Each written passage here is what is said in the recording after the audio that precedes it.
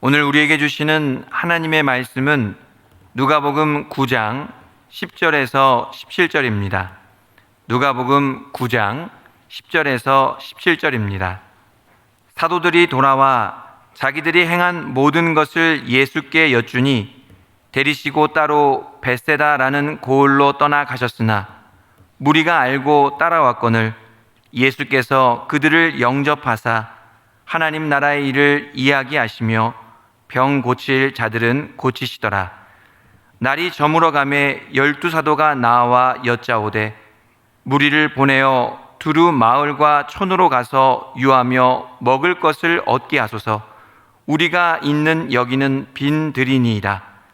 예수께서 이르시되 너희가 먹을 것을 주라 하시니 여짜오되 우리에게 떡 5개와 물고기 2마리밖에 없으니 이 모든 사람을 위하여 먹을 것을 사지 아니하고서는 할 수 없사옵나이다 하니 이는 남자가 한 5,000명 되밀어라. 제자들에게 이르시되 때를 지어 한 50명씩 앉히라 하시니 제자들이 이렇게 하여 다 앉힌 후 예수께서 떡 5개와 물고기 2마리를 가지사 하늘을 우러러 축사하시고 떼어 제자들에게 주어 무리에게 나누어 주게 하시니 먹고 다 배불렀더라. 그 남은 조각을 12바구니에 거두니라. 아멘.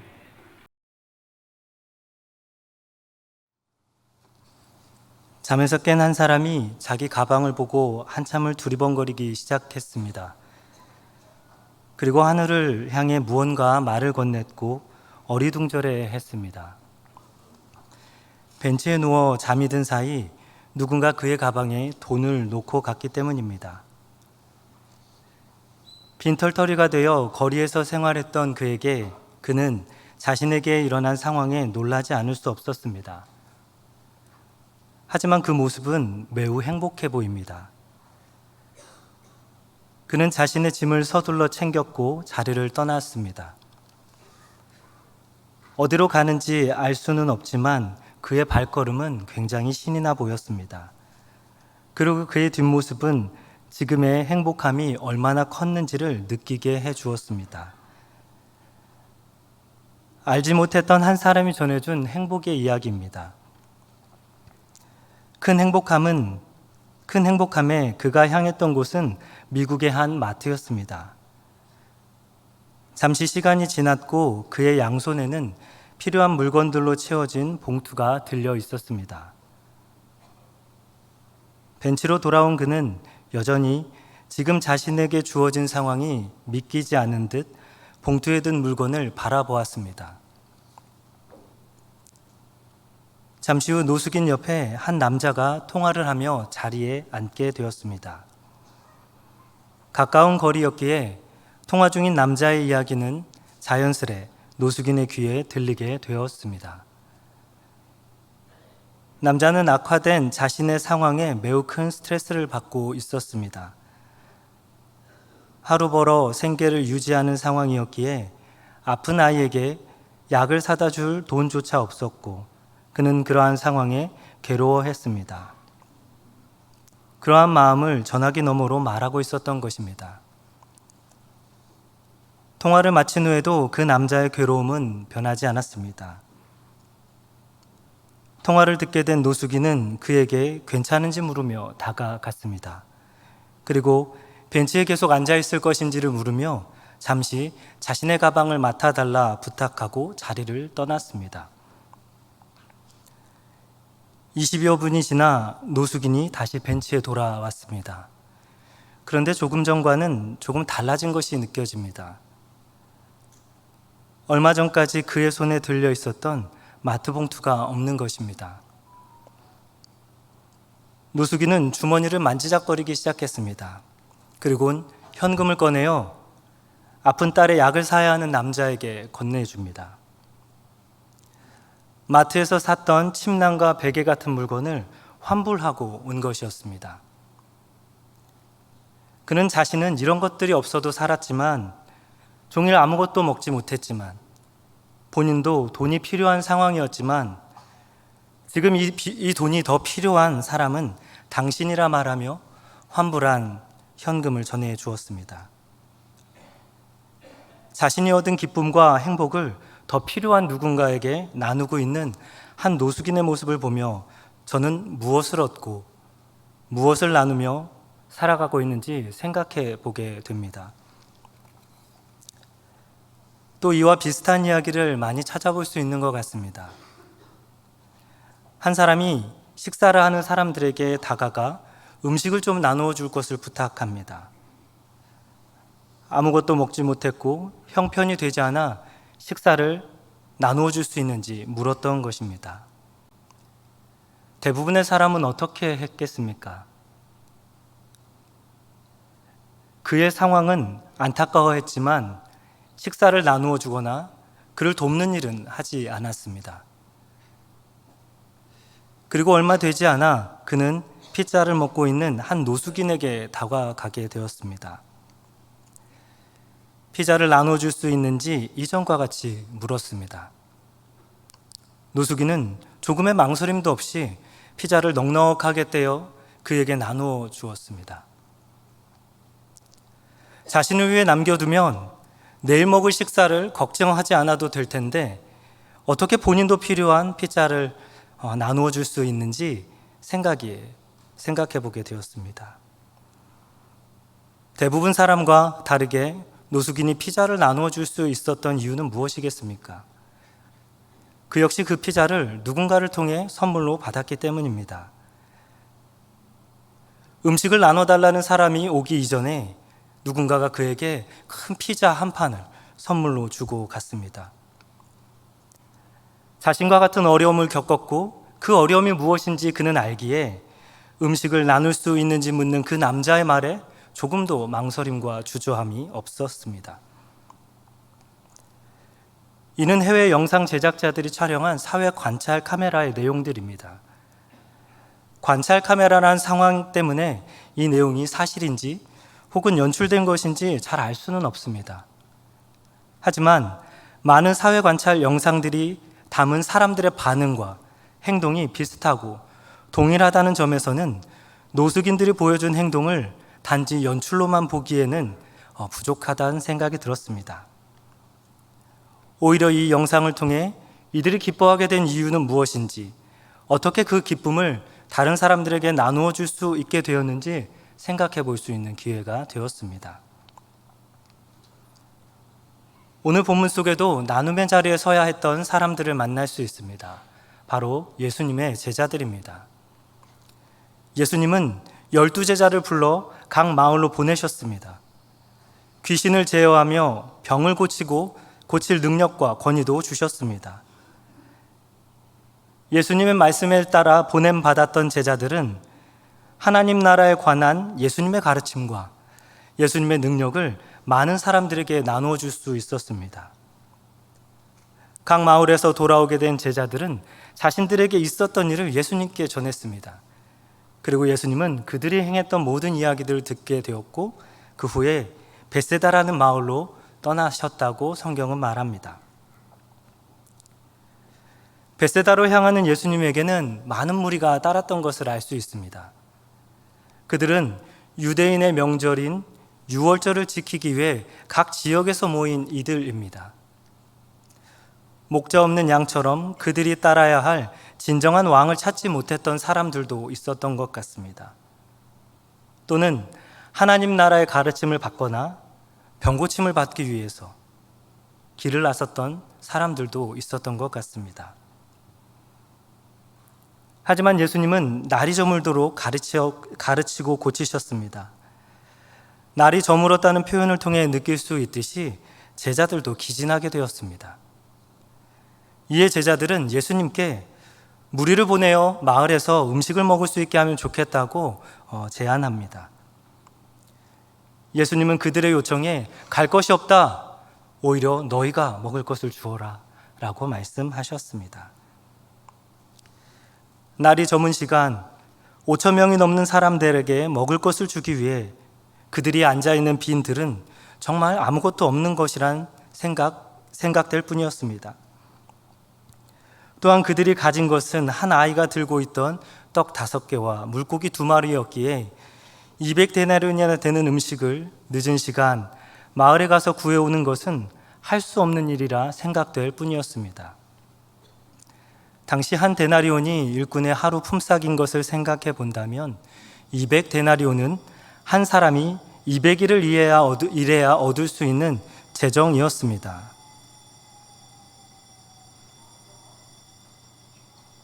따라서 돈과 음식을 구하는 모든 일은 불가능해 보였을 것입니다. 2022년 대한민국 최저시급이 얼마인 것 같습니까? 9,160원이라고 합니다. 노동자가 하루 8시간을 일한다면 하루 일당으로 약 7만 3천 원을 정도로 받을 수 있습니다. 200데나리온은 약 그렇게 계산을 해본다면 1,400만 원 정도의 가치를 가진 양인 것 같습니다. 하지만 제자들의 이러한 반응은 조금 이해가 되지 않습니다. 왜냐하면 제자들은 얼마 전까지 각 마을을 다니며 복음을 전했고 하나님의 능력을 행했던 사람이었기 때문입니다. 예수님이 주신 말씀과 능력으로 하나님 나라의 일을 말하고 병자들을 고쳤던 사람들이기 때문입니다. 여벌의 옷이 없어도 양식과 돈이 없어도 예수님의 말씀을 따를 때 현실은 문제가 되지 않는다는 것을 경험했던 사람들이었습니다. 이런 제자들의 모습에 예수님은 한 아이가 가진 떡과 물고기에 축사하시며 떼어 제자들에게 나누어 주셨습니다. 이에 제자들은 예수님의 말씀처럼 빈들에 앉은 사람 5천 명에게 음식을 나누어 줄 수 있게 되었습니다. 여자와 어린아이를 제외한 숫자이므로 적게는 1만 명, 많게는 2만 명 정도가 오병이어의 자리에 함께 있었던 것을 알 수 있습니다. 1982년에 건립된 서울 잠실야구장의 좌석수는 2만 5천석입니다. 2015년 건립된 고척 스카이돔의 좌석수는 1만 7천석이라고 합니다. 이를 볼 때 얼마나 많은 사람이 오병이어의 기적을 통해 기쁨을 얻게 되었는지 우리는 생각해 볼 수 있을 것입니다. 또한 오병이어의 기적은 제자들이 든 바구니를 통해 전해졌습니다. 너희가 먹을 것을 주라는 예수님의 말에 현실의 문제는 그들을 멈춰 세웠습니다. 음식을 나누는 순간 불가능하다 생각했던 제자들의 생각은 아마 달라졌을 것입니다. 현실의 문제 앞에 잊혀진 예수 그리스도가 누구신지 그 생각이 다시 시작되었을 것입니다.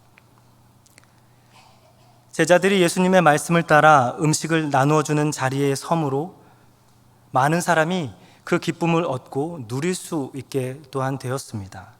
그리고 성경은 남은 조각이 12바구니에 찼다고 표현하므로 오병이어를 통해 나누어진 기쁨의 크기가 어떠했을지 우리에게 생각해 보게 해줍니다.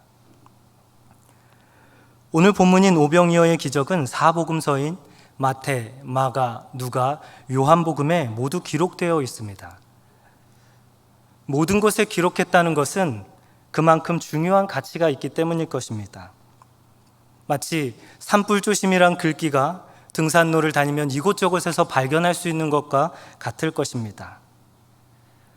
산불을 조심하는 것이 중요하기 때문에 많은 등산로에 그거를 걸어두고 보게 하는 것이죠. 또한 모든 사람이 같은 말을 하고 있다는 것은 그만큼 그것이 분명한 특징이 되었기 때문일 것입니다.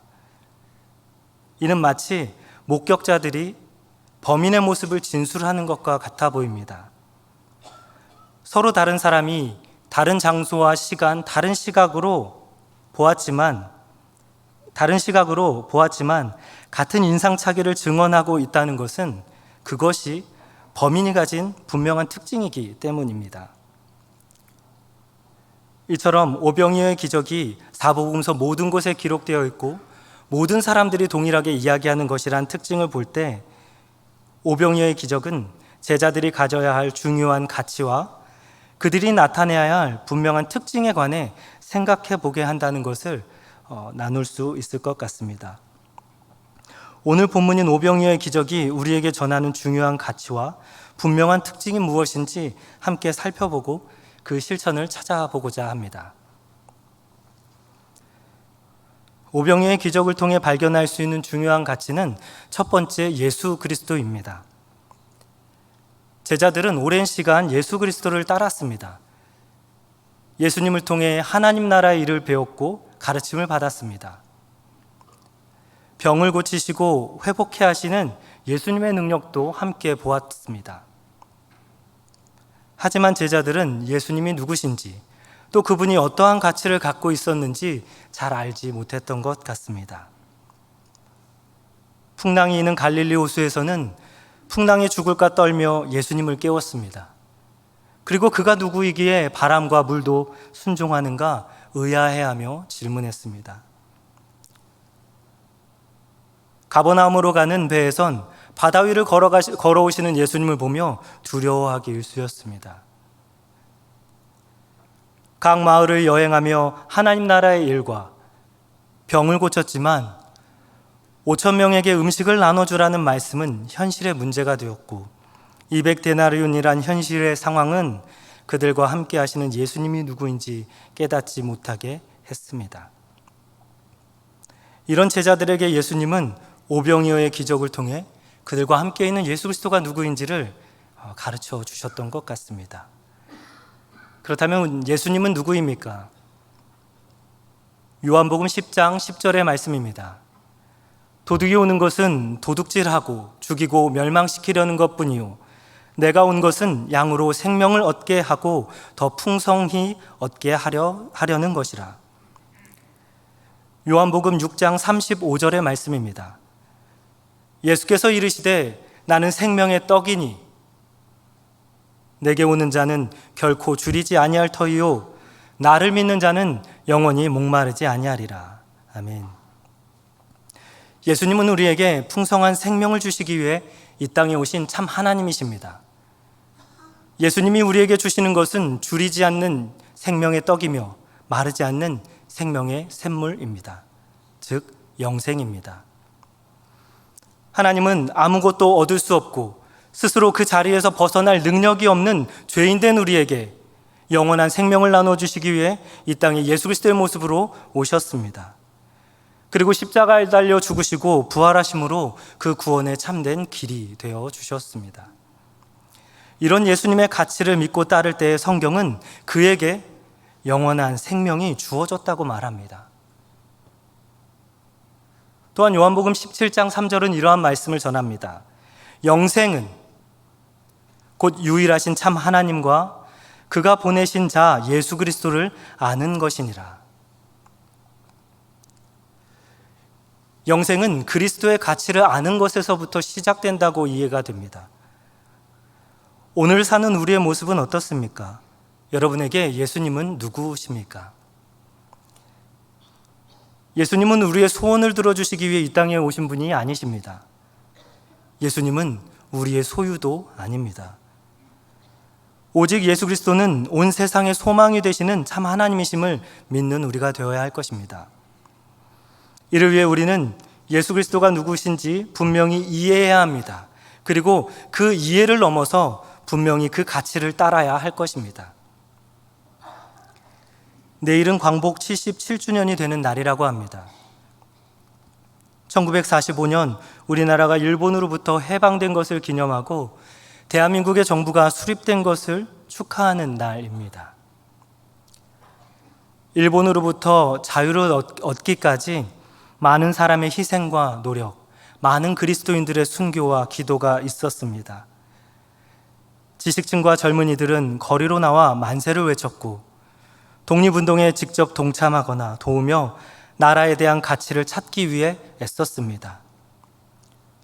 독립 후에도 우리는 그것을 기념일로 제정하여 그 가치를 기억하고 그 가치를 전하기 위해 노력하고 있습니다. 기념일을 통해 나라의 가치를 다시 배우고 희생한 이들을 떠올리며 그것을 나누게 되는 것입니다. 이처럼 가치는 사람을 움직이는 힘이 있습니다. 어떠한 가치를 갖고 있는지에 따라 그 사람의 삶의 결과가 달라집니다. 나라에 대한 가치를 소중하게 여겼던 우리의 선조들이 나라를 빼앗으려는 사람들과 반대하여 그 생명을 드릴 수 있었던 것은 나라가 가진 참된 가치를 그들은 알고 그 가치를 따랐기 때문입니다. 오늘을 사는 우리도 예수님을 알고 이해하는 것을 넘어 예수님의 가치를 따르며 사는 우리가 되어야 할 것입니다. 둘째로 오병이어의 기적을 통해 발견할 수 있는 중요한 가치는 바로 구원의 가치입니다. 많은 무리가 벳세다로 향하는 예수님을 따랐습니다. 그들이 왜 예수님을 따랐는지는 분명히 알 수는 없습니다. 하지만 그 중엔 병고침을 받기 위해 따라왔던 사람들, 혹은 예수가 누구인지 그저 궁금해서 따라왔던 사람들도 있을 것입니다.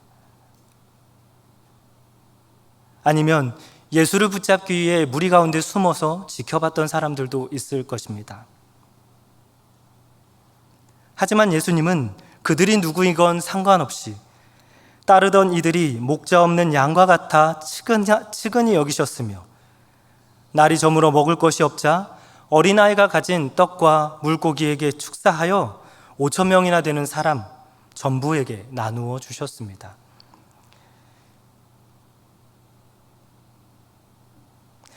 (2만 명) 혹은 적게는 (1만 명에) 가라는 수이기에 그에 모여있던 사람들은 예수님을 통해 양식의 문제에서 구원을 받을 수 있었습니다. 이를 통해 우리는 예수 그리스도가 우리에게 주시는 구원의 가치에 대해 생각해 볼 수 있는 것 같습니다. 먼저 예수님의 구원은 완전합니다. 완전하다는 것은 1에서 10까지 전부가 채워진 것을 말합니다. 보통 우리가 핸드폰을 충전할 때 배터리의 퍼센트가 0%에서 100%까지가 다 차야 우리는 완충되었다라고 표현합니다. 예수님의 구원이 완전하다는 것은 이와 같습니다. 모자람이 없는 것입니다. 예수님은 오병이어의 기적을 통해 5,000명이나 되는 모든 사람을 먹이시고 배불리 먹고도 남을 정도였습니다. 예수님의 구원은 완전하여 모자람이 없다는 것을 말합니다. 인간의 자격과 공로를 요구하시지도 않습니다. 오직 예수 그리스도를 주로 고백하는 믿음으로 살아갈 때 예수님은 그를 버리지 아니하시고 그를 따르는 모든 사람들을 구원해 주시겠다고, 그를 따르는 모든 사람들이 하나부터 10명까지 모두 구원받게 될 것이라고 우리에게 보여주고 계십니다. 또한 예수님의 구원은 온전합니다. 온전하다는 것은 흠이 없는 상태를 말합니다. 대개 흠이 있는 것은 좋게 여겨지지 않을 때가 많이 있습니다. 그래서 과일이나 식료품을 고를 때 흠이 있는 것들은 빼기 마련입니다. 예수님의 구원이 온전하다는 것은 이렇게 빠짐이 없는 것을 말합니다. 예수님은 오병이어의 기적을 통해 5,000명이나 되는 남성만을 구원하신 것이 아니었습니다. 당시 여성과 아이들은 소외의 대상이었습니다. 그럼에도 예수님은 소외의 대상이었던 여자와 어린아이들까지 그 오병이어의 만찬의 자리에 함께 하게 하셨고, 그 자리에서 먹을 것을 나눠주며 생명의 구원을 보여주셨습니다. 이처럼 예수님의 구원은 온전합니다. 빠짐이 없습니다. 오직 예수 그리스도를 사랑하며 말씀을 지켜가는 삶을 살아가는 누구라면 예수님은 그 구원을 온전히 이루어주시는 하나님이실 것입니다. 로마서 10장 12절에서 13절의 말씀입니다. 유대인이나 헬라인이나 차별이 없음이라. 한 분이신 주께서 모든 사람의 주가 되사 그를 부르는 모든 사람에게 부요하시도다. 누구든지 주의 이름을 부르는 자는 구원을 받으리라. 아멘. 예수님은 오병이어의 기적을 통해 예수 그리스도의 가치와 그가 주시는 구원의 가치가 어떠한 것인지 우리에게 보여주고 계신 것 같습니다. 그러나 오늘을 사는 우리의 모습은 어떠합니까? 구원은 하나님이 주시는 은혜의 선물입니다. 그런데 우리는 그 구원을 돈과 힘과 명예와 권력의 기준으로 얻을 수 있다고 생각하고 있진 않습니까? 대놓고 그러한 기준으로 말하고 있다고 생각하진 않습니다. 그러나 우리의 삶의 가치와 기준과 행동과 어떠한 것을 결정하는 그 근간에 하나님의 구원이 은혜가 아니라 자격과 공로와 어떠한 힘과 명예로 얻어지는 그러한 것으로 우리는 이해하고 있지는 않은지 돌아보아야 할 것입니다. 구원은 오직 예수 그리스도를 믿음으로 얻을 수 있는 하나님의 선물입니다. 그 선물을 받은 자만이 기쁨을 누릴 수 있고 행복을 누릴 수 있습니다. 혹시 이 자리에 예수 그리스도를 믿지 않고 무리와 같이 함께 예배의 자리에 앉아 계신 분들이 계십니까? 하나님은 오늘도 우리의 구원의 길이 되어주시고 영원한 생명이 되어주시는 예수 그리스도를 통해 여러분이 영원의 생명과 영원의 기쁨의 선물을 나누어 얻기를 원하십니다. 예수 그리스도가 우리의 주인이 되신다는 것과 그가 바로 나를 위해 십자가에서 죽으시고 부활하셨다는 그 사실을 마음에 믿고 그 가치를 따라 행하기를 다짐한다면 오늘날 여러분의 삶의 자리에 하나님이 그 구원을 완전하고 온전하게 이루실 것을 믿습니다. 셋째로 오병이어의 기적을 통해 발견할 수 있는 중요한 가치는 바로 나눔입니다. 많은 무리가 날이 저물도록 예수님을 따랐습니다. 제자들은 그들이 마을로 돌아가 음식을 사 먹는 것이 더 낫다고 생각했습니다. 그리고 예수님께 그것이 더 좋겠다라고 청합니다. 하지만 예수님은 갈 것이 없다. 너희가 먹을 것을 주라 말씀하십니다. 이에 제자들은 날이 저문 빈들 5,000명의 사람을 먹이기 위해 200데나리온의 떡을 어디서 사서 먹일 수 있겠느냐며 예수님께 반문합니다. 하지만 예수님은 오병이어의 기적을 통해 제자들에게 떡과 물고기를 나누어 줄 수 있다는 것을 보여주셨습니다. 그리고 제자들은 그 나눔의 과정을 통해 끊임없이 하나님이 누구신지 그리스도가 주신 은혜가 무엇인지 기억하고 기억하는 은혜를 누리게 되었을 것입니다. 이를 통해 우리도 나눔의 가치를 생각해 보아야 할 것입니다. 제자들이 예수님의 말씀을 따라 각 마을을 다녔던 이유는 무엇입니까? 그것은 하나님 나라의 일과 능력을 나타내기 위해서였습니다. 제자들이 각 마을로 보냄을 받게 되므로 그 마을에 살던 사람들, 세상의 사람들은 예수 그리스도와 하나님 나라에 관한 일을 듣고 알게 될 수 있었습니다. 하나님을 몰랐던 사람들이 하나님이 존재한다는 것을 알게 되고 듣게 되는 은혜를 얻게 된 것입니다. 즉, 하나님의 존재를 알 수 있는 기회를 얻게 된 것입니다. 축사한 떡과 물고기가 담긴 바구니를 들고 제자들이 사람들에게 나아갔을 때는 어떻습니까? 사람들은 제자들을 통해 예수님을 통해 나누어진 그 양식을 먹고 누리면서 그분과 함께 있다면 풍성한 양식을 얻고 풍성한 기쁨을 누릴 수 있다는 것을 알고 느꼈을 것입니다. 이처럼 나눔은 하나님이 세상 가운데 나타나는 방법입니다. 말씀을 따라 보냄을 받은 대상과 복음을 듣게 된 대상 그 모두에게 하나님을 기억하게 하는 하나님의 은혜의 방법입니다. 요한복음 17장 18절의 말씀입니다. 아버지께서 나를 세상에 보내신 것 같이 나도 그들을 세상에 보내었고,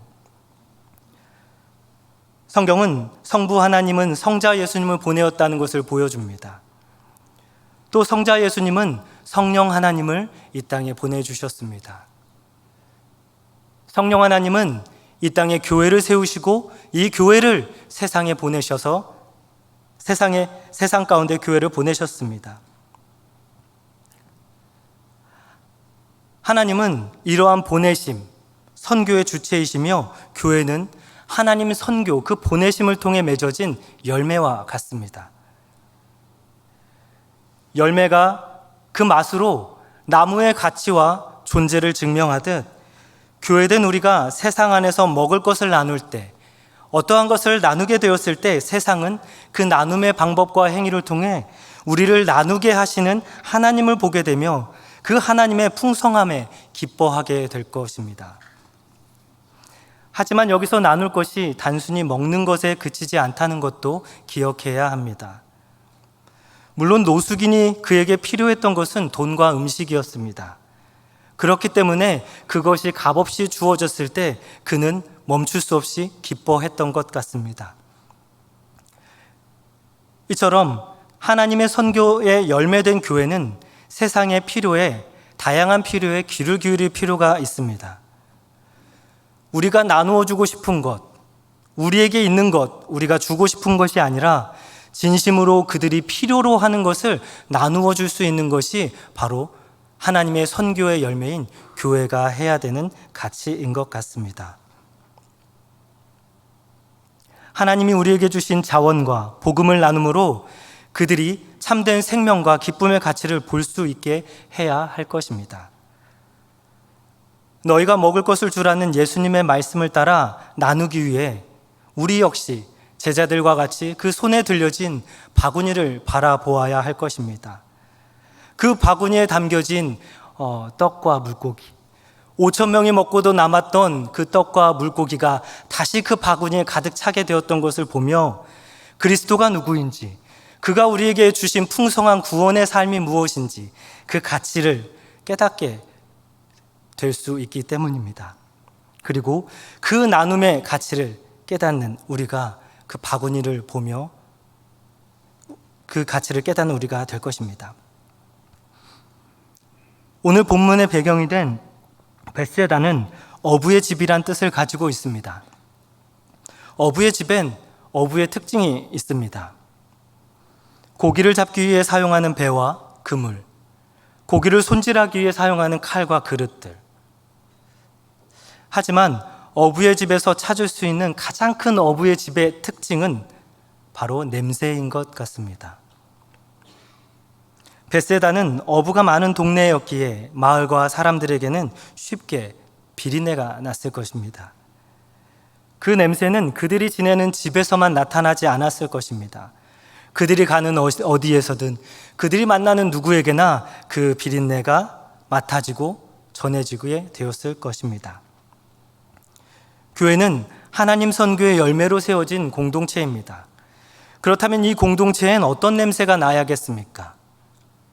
저는 나눔의 냄새가 나야 한다고 생각합니다.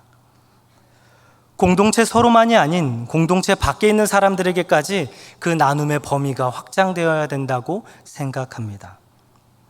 영적인 복음과 구원의 나눔뿐 아니라 세상 사람들의 아픔에 함께하는 것과 어려운 이웃의 필요를 채우는 것의 범위까지 나눔이 나타나야 한다고 생각합니다. 오병이어는 가장 그리스도인답고 가장 교회다운 것이 무엇인지를 보여준다고 생각합니다. 너희가 먹을 것을 주라는 예수님의 말씀처럼 여러분이 속한 세상과 지역의 필요를 찾고 채우며 나누는 우리가 되기를 소망합니다. 어부의 집엔 생선 비린내 냄새가 나듯 그리스도의 집과 주변엔 예수 그리스도의 사랑과 나눔의 냄새가 가득 나게 될 것입니다. 예배를 준비하며 우리가 할 수 있는 나눔은 무엇인지 생각해 보게 되었습니다. 교회 내에서 감사와 축하의 마음을 담아 떡을 돌릴 경우가 많이 있는 것 같습니다. 오늘 광고 시간에도 들었던 것 같습니다. 그 의미와 마음을 알기에 참 감사하게 됩니다. 많은 사람들과 감사의 마음을 나눌 생각으로 그 떡을 준비하고 성도들에게 나누었던 장로님의 가정에 여러분들께 진심으로 감사의 마음도 전하고 싶습니다. 하지만 이제는 그 방향을 바꾸고 교회 주변과 공공의 자리에서 수고하는 이들에게까지 우리의 나눔의 방향을 넓혀간다면 어떻겠습니까? 우리만 나눈다면 그 기적은 우리 안에서 멈추고 사라지게 될 것입니다. 그러나 우리가 그 기적을 사람들과 나눌 때 그 기적은 영원하게 될 것입니다. 그 방향을 바꾸고 교회 주변과 공공의 자리에 수고하는 이들에게 그 마음을 나누게 된다면 그들은 우리가 나눈 떡을 기억하는 것이 아니라 우리가 떡을 나누게 된 이면에 계신 하나님을 생각하고 찾고 궁금해하기 시작할 것입니다. 또 하나님이 영흥교회에게 주신 가까운 이웃은 누구일지도 생각해 보았습니다. 그것은 아마 유치원과 어린이집에 다니는 학생과 교사와 학부형들이란 생각이 들었습니다. 하나님의 구원이 완전하고 온전하다는 특징이 있는 것과 같이 신앙의 여부를 떠나 교회의 문턱을 넘어 들어오는 아이들과 교사들 그리고 학부형들이 이 영흥교회의 시설과 이 영흥교회에서 얻을 수 있는 자원과 혜택들을 누릴 수 있다면 그것을 통해 하나님이 우리에게 주시는 기쁨과 풍성한 은혜를 그들도 질문하고 생각해 볼 수 있으리라 여겨집니다. 우리의 시설을 함께 나눈다고 생각할 때 되게 믿지 않는 사람들을 우리는 이방인으로 생각할 때가 많이 있는 것 같습니다. 하지만 어쩌면 그들은 하나님이 우리에게 주신 하나님이 오병이어의 기적과 같은 나눔을 해야 되는 대상으로 세워주신 이웃이라고 생각이 듭니다. 6월절 만찬에 함께 자리에 참여하여 기쁨을 누리고 함께 그 기쁨을 즐거워했던 그 이웃처럼 어쩌면 그 유치원의 아이들이 하나님께서 우리 영흥교회에게 주신 이 비전센터와 큰 넉넉한 공간과 시설들을 나누어 누릴 때 아무 조건과 아무 이유가 없이 그것을 누릴 때 아마 그들은 우리의 나눔 뒤에 계신 하나님을 발견하고 하나님을 궁금해하게 될 것입니다. 어쩌면 이 행동 자체가 하나님을 향한 가장 선교적이고 가장 선교에 적합한 그리스도인이 할 수 있는 선교의 행동이라고 여겨집니다. 어부의 집에는 어부의 냄새가 납니다. 그리스도인의 집에는 그리스도의 냄새가 나야 합니다. 예수 그리스도가 오병이어의 기적을 통해 그리스도의 가치와 구원의 가치 그리고 나눔의 가치를 설명하고 그 나눔의 특징을 우리에게 보여주셨던 것처럼 이제 그 가치와 나눔의 특징을 따라서 우리의 삶에 주어진 많은 사람들을 섬기고 그들에게 우리가 가진 자원과 우리가 가진 복음을 나눌 수 있는 냄새나는 그리스도인의 가정이 되기를 소망합니다. 기도하겠습니다. 하나님 아버지 감사합니다. 오늘도 예배를 통해 하나님의 존재를 기억하게 하심을 감사드립니다.